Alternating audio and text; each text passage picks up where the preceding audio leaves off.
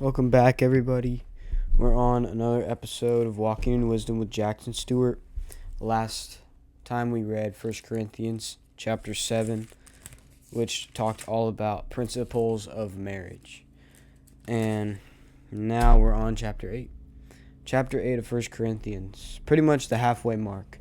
And the first heading is called Food Offered to Idols. Okay? So Paul, his real message here, the biggest point of this chapter 8 is that love matters more than knowledge.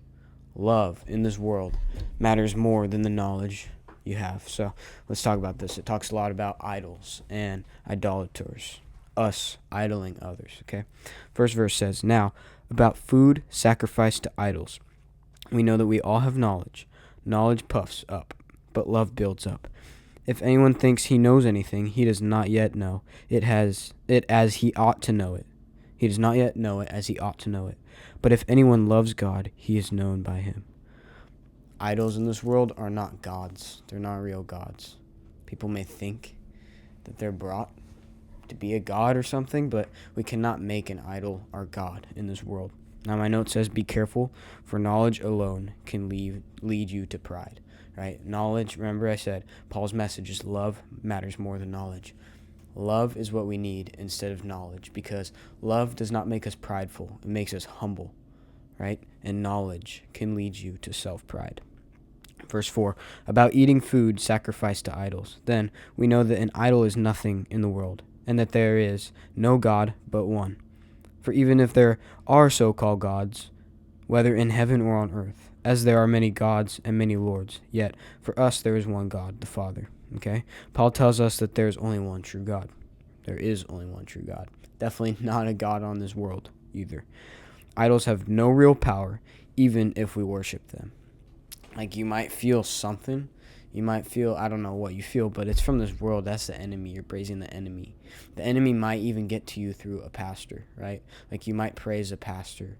You might become so into that pastor that you start to idolize them and think about them, lift them up, and think about what their knowledge speaks instead of what the Holy Spirit speaks. When you watch your pastor, the pastor's going to speak knowledge into you, but you have to allow the Holy Spirit to then intercede through you to give you the wisdom that you need for your life. Like, the way that I'm speaking is not going to feel the same for everybody that watches this. The things that you feel is from the Holy Spirit. You have to discern that from Him and not let an idol become your God. God is the only one who can truly speak to you. So a message from a person, from a preacher, can be spoken in so many different ways and heard in so many different ways to people. Now, it says, however, not everyone has this knowledge. Some have been so used to idolatry up until now, that when they eat food sacrificed to an idol, their conscience, being weak, is defiled. So what he says is that these new believers that are still like learning how to become followers of Christ, they still feel troubled by idol-related practices. Like, this gives the example that eating the food of idols felt wrong even though they knew it wasn't sinful. Like, a practice that is good, maybe you idolized a preacher and then you're like, oh man, I need to come back to God. But you do something that preacher loves to do, it might make you feel like it's a sin because you don't want to go back to idolizing that person. But God is the one who we should be glorifying, and if it's not sin, then it's okay. God's the only one. God is the only one. Love, not knowledge. Remember, that's Paul's message. It says, but be careful that this right of yours in no way becomes a stumbling block to the weak. For if someone sees you, the one who has knowledge, dining in an idol's temple, won't his weak conscience be encouraged to eat food offered to the idols? So the weak person, the brother or sister to whom Christ died, is ruined by your knowledge. Okay. I know that's kind of confusing, but what it says is believers all have freedom. But you must be careful to never hurt another believer, because spiritually, if you hurt another believer spiritually, that's a sin against God, right? Sometimes our pride, our knowledge can then hurt other believers, and then we're going away from love, right? We're going away from the love. You should correct others, not with harshness, and not ever hurt their spiritual walk. That's a sin against God. I know that is a little bit more harder to grasp, but it's important. Verse 12, this is the last two verses, 12 and 13.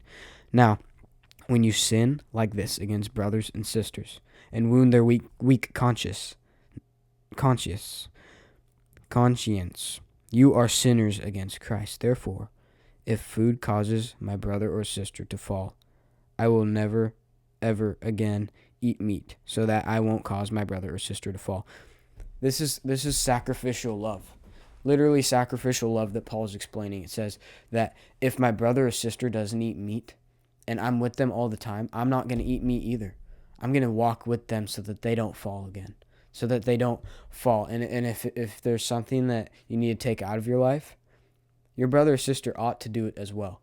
They ought to help you in a spiritual warfare where you have to remove this app on your phone, where you have to remove yourself from this situation, you know?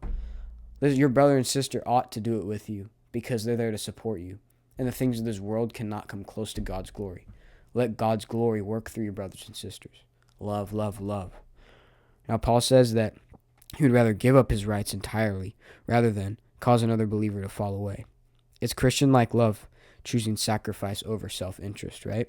Choosing love over knowledge because knowledge can lead to pride. Choose love. Christian freedom must be guided by love, is Paul's last message there.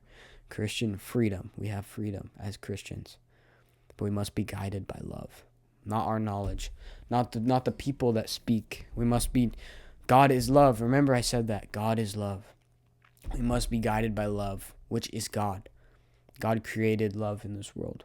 Do not focus on people. Focus on God.